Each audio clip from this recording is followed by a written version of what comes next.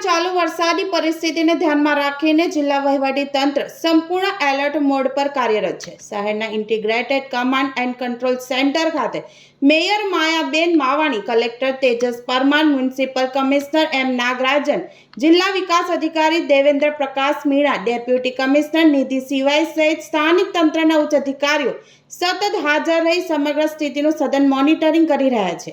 આઈસીસીસી મારફતે શહેરના વિવિધ વિસ્તારોમાં વરસાદની સ્થિતિ, પાણી ભરાવાના બનાવો, ડ્રેનેજ અને પમ્પિંગ સ્ટેશનોની કામગીરી તેમજ રાહત અને બચાવની કામગીરી પર સતત નજર રાખવામાં આવી રહી છે। જ્યાં જરૂરિયાત ઊભી થાય ત્યાં સંબંધિત વિભાગોને તાત્કાલિક સૂચનાઓ આપી ઝડપી કાર્યવાહી કરવામાં આવી રહી છે। આજે 23/7/24 લગભગ 11 વાગે સુરતની શહેરની જે પરિસ્થિતિ છે એ કાબૂમાં છે। એની અંદર સીમાડા ખાડી અને બેદવાડ ખાડીના જે પાણીનું લેવલ છે એ ડેન્જર લેવલથી ઉપર ચાલી રહ્યું છે। 34 જેટલા જગ્યાઓમાં લો લાઇન વિસ્તારમાં પાણીનું ભરાવ થયેલું છે, જેનું નિકાલનું કામગીરી યુદ્ધના ધોરણે ચાલી રહેલ છે।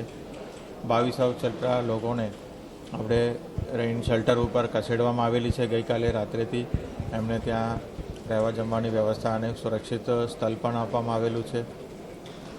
અત્યારે હાઈ ટાઈડનું પરિસ્થિતિ ચાલી રહ્યું છે, એટલે લોકોને ખાસ વિનંતી કરવામાં આવે છે કે ઘરથી બહાર નીકળવાનું આજે ટાલે। જીએડીસી, ઉદ્યોગ એસોસિએશન અને જે માર્કેટ એસોસિએશન છે તમામે આજે રજા જાહેર કરી છે। એ સાથે સાથે લગભગ 26 જેટલા જે બસ રૂટ છે, સિટી લિંક બીઆરટીએસ છે, એ પણ બંધ કરવામાં આવેલી છે। પોલીસ ખાતાના સાથે રહીને અલગ અલગ જગ્યાઓમાં બેરિકેડિંગ પણ કરીને ટ્રાફિકને પણ નિયમન કરવામાં આવ્યું છે અથવા બંધ પણ કરવામાં આવેલું છે। આ હાલતમાં તમામ નાગરિકો આજે જેટલું થાય એટલું ઘરથી બહાર નીકળવાનું ટાલે અને ઘરે સુરક્ષિત રહે।